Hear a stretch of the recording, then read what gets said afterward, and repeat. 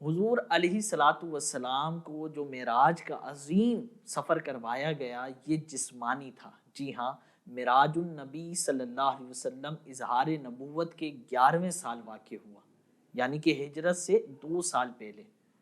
اس وقت آپ علیہ الصلاۃ والسلام اپنی ہمشیرہ ام ہانی کے گھر آرام فرما رہے تھے کہ جبریل آئے۔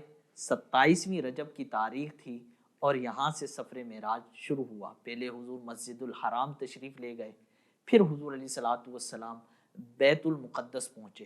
یہ شب کا تھوڑا سا حصے کے اندر سفر ہو رہا ہے، اور یہ سفر نص قرآنی آیت قرآنی سے ثابت ہے۔ اس کا انکار کرنے والا دائرہ اسلام سے نکل جائے گا۔ معراج کی رات آقا علیہ الصلاۃ والسلام آسمانوں کی سیر کرتے ہوئے منازل قرب میں پہنچے۔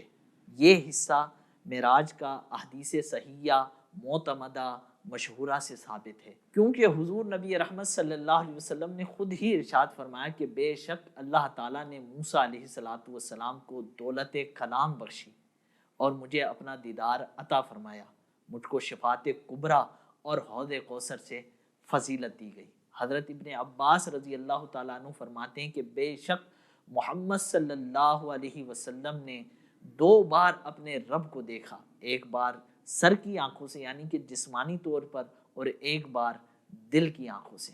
بعض لوگ اعتراض کرتے ہیں اور دلیل کے طور پر سیدہ عائشہ کی حدیث پیش کرتے ہیں کہ معراج جو تھی وہ روحانی تھی، خواب میں معراج ہوئی، حضور جسم کے ساتھ تشریف نہیں لے کے گئے۔ حدیث پیش کرتے ہیں کہ حضرت عائشہ نے ارشاد فرمایا کہ معراج کی رات حضور کا جسم غائب نہیں تھا، بستر سے جدا نہیں دیکھا میں نے۔ تو ہم ان کا جواب کیا دیتے ہیں کہ ام المومنین حضرت عائشہ صدیقہ رضی اللہ تعالی عنہ جس معراج کی بات کر رہی ہیں یہ کوئی اور معراج ہے، کیونکہ حضور علیہ الصلاۃ والسلام کے گھر سیدہ عائشہ کی آمد تب ہوئی نہیں تھی جب سفر معراج ہوا، کیونکہ معراج تو ہجرت کے جو 2 سال پہلے ہوا ہے، اور جب تک سیدہ عائشہ کی رخصتی نہیں ہوئی تھی۔ تو سیدہ عائشہ کسی اور معراج کی بات کر رہی ہیں، کیونکہ حضور علیہ الصلاۃ والسلام کو کئی دفعہ معراج ہوئی ہے خواب کی حالت کے اندر، ٹھیک ہے۔ اور جسمانی معراج یہ قرآن و حدیث سے ثابت ہے، سیدہ اس کا انکار نہیں کر رہی، کیونکہ سیدہ خود ایک حدیث روایت کرتی ہیں کہ حضور علیہ الصلاۃ والسلام نے معراج کی رات حضرت جبریل کو ان کی اصلی حالت پر دیکھا۔ معراج حضور علیہ الصلاۃ والسلام کو جسم کے ساتھ ہوا، اس کی ایک اور دلیل قرآن مجید میں ہی سفر معراج کو بیان کرتے ہوئے اللہ عز و جل نے فرمایا اسرا بعبدہ۔ اگر خواب میں ہوتا نا معراج تو بعبدہ ہی نہیں فرماتے، کیونکہ عبد جب بھی بولا جائے گا تو اس کا مطلب ہوتا ہے روح اور جسم کے ساتھ کوئی چیز ہوتی ہے تو اسے عبد کہا جاتا ہے۔ تیسری دلیل یہ ہے کہ اللہ عز و جل نے قرآن مجید میں ہی ارشاد فرمایا وما جعلنا الرؤیا التي اریناک الا فتنۃ للناس، ہم نے جو آپ کو مشاہدہ کروایا اس کو لوگوں کے لیے آزمائش بنا دیا ہے۔ بھائی اگر خواب میں ہی معراج ہونا تھا تو پھر لوگوں کے لیے آزمائش نہ ہوتا، کیونکہ ہر کوئی بات کر سکتا ہے میں خواب کے اندر بیت المقدس چلا گیا، وہاں سے آسمانوں پر چلا گیا، تو اس میں غیر مسلموں کو بھی اعتراض نہیں ہوتا، مشرکین کو بھی اعتراض نہیں ہوتا۔ ان کو اعتراض اسی لیے تھا کہ حضور فرما رہے تھے کہ میں جسم کے ساتھ گیا ہوں۔ پھر چوتھی دلیل بھی قرآن سے ہی دے دیتے ہیں ہم۔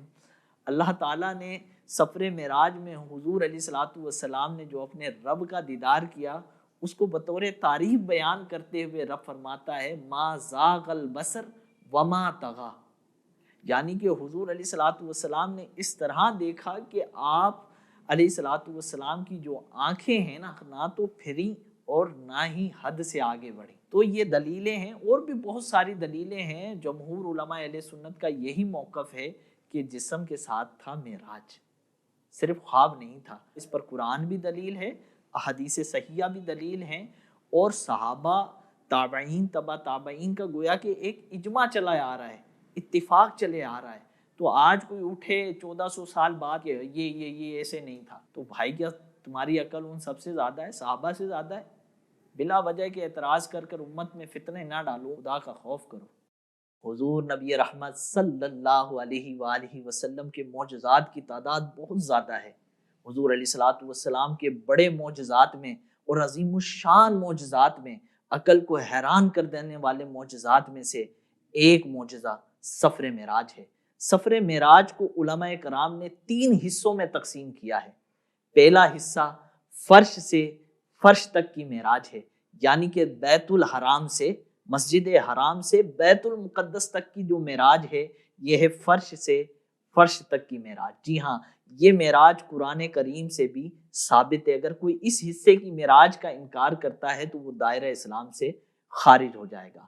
علماء کرام فرماتے ہیں کہ معراج کا جو دوسرا حصہ ہے وہ ہے فرش سے عرش تک کی معراج، یعنی کہ بیت المقدس سے جو اب سفر شروع ہوا ہے عرش تک، یہ حضور علیہ الصلوۃ والسلام کی معراج کا دوسرا حصہ ہے۔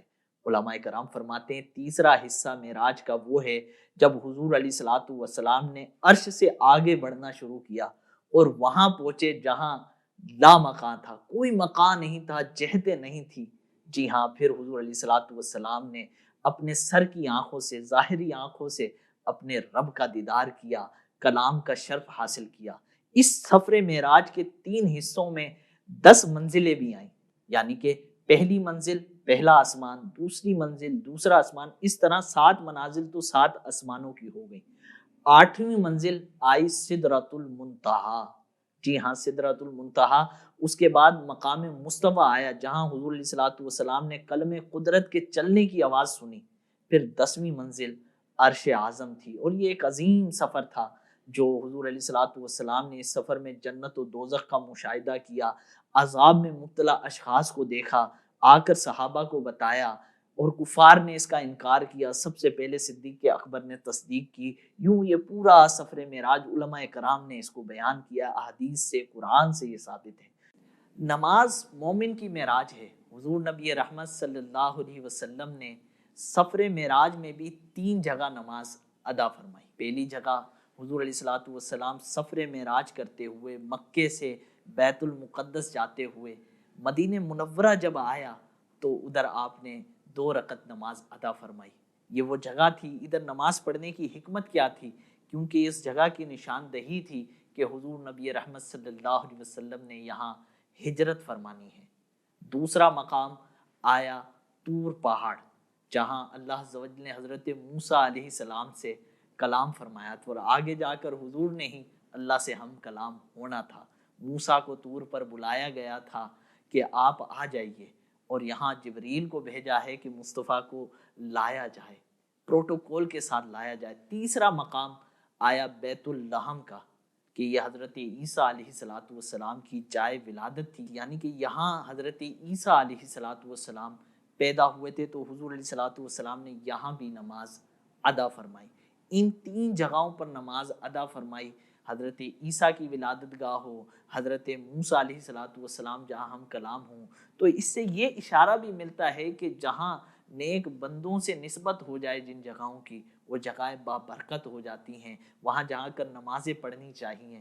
جی ہاں، حضرت عبداللہ ابن عمر کا یہ عمل کتابوں میں موجود ہے کہ جہاں جہاں حضور علیہ الصلوۃ والسلام نماز پڑھی ہے، حضور علیہ الصلوۃ والسلام نے، ان جگہوں کو آپ تلاش کرتے اور وہاں نماز پڑھتے۔ جی ہاں، یہ حدیث بخاری میں بھی آپ کو مل جائے گی۔ سفر معراج پر حضور نبی رحمت صلی اللہ علیہ وسلم نے 5 قسم کی سواریوں پر سفر فرمایا۔ مکے سے بیت المقدس تک کا جو سفر تھا وہ حضور نبی رحمت صلی اللہ علیہ وسلم نے براق پر فرمایا۔ حضور علیہ الصلوۃ والسلام فرماتے ہیں کہ میرے پاس براق لایا گیا، وہ سفید دراز جانور تھا، گدھے سے اونچا تھا، کھچر سے تھوڑا سا کم تھا، اپنی ٹانگیں حد نگاہ پر رکھتا تھا، یعنی کہ ایک قدم رکھنے کے بعد دوسرا قدم وہاں رکھتا تھا جہاں اس کے نگاہ کی حد تھی۔ اور براق کے بارے میں مزید یہ بھی علماء کرام نے لکھا ہے، براق کو براق کیوں کہا جاتا ہے؟ براق بنا ہے برق سے، مانا ہے بجلی، چمکدار سفیدی، کیونکہ اس کی رفتار بجلی کی طرح تیز اور وہ چمکدار سفید رنگ کا تھا، اس لیے اسے براق کہا جاتا ہے۔ اور بیت المقدس سے پہلے آسمان تک کا جو حضور نبی رحمت صلی اللہ علیہ وسلم نے سفر ارشاد فرمایا وہ تھا نور کی سیڑھیوں پر۔ پہلے آسمان سے 7ویں آسمان تک کا سفر حضور نبی رحمت صلی اللہ علیہ وسلم نے فرشتوں کے بازوؤں پر کیا۔ یہاں بیت المعمور تھا۔ بیت المعمور 7ویں آسمان میں عرش کے سامنے کعبہ معظمہ کے بالکل سیدھ میں، سمجھیں کہ یہ ایک قبلہ ہے جہاں فرشتے حاضر ہوتے ہیں روزانہ 70,000۔ طواف کرتے ہیں، نماز پڑھتے ہیں، اور پھر کبھی دوبارہ لوٹنے کا انہیں موقع نہیں ملتا۔ پھر ساتویں آسمان سے سدرۃ المنتہا تک کا جو سفر تھا وہ حضور نبی رحمت نے جبریل علیہ الصلاۃ والسلام کے بازوؤں پر کیا۔ سدرۃ المنتہا کیا ہے؟ یہ ایک نورانی بیری کا درخت ہے جس کی جڑ چھٹے آسمان پر اور شاخیں ساتویں آسمان کے اوپر ہیں۔ اس کے پھل مقام حجر کے مٹکوں کی طرح بڑے بڑے ہیں۔ مقام حجر ایک جگہ کا نام ہے، تو اس کے مٹکے بڑے بڑے ہوا کرتے تھے، تو اس سے ہی تشبیہ دے دی گئی۔ اور اس کے پتے ہاتھی کے کانوں کی طرح ہیں، یعنی کہ وہ بھی بڑے بڑے ہیں۔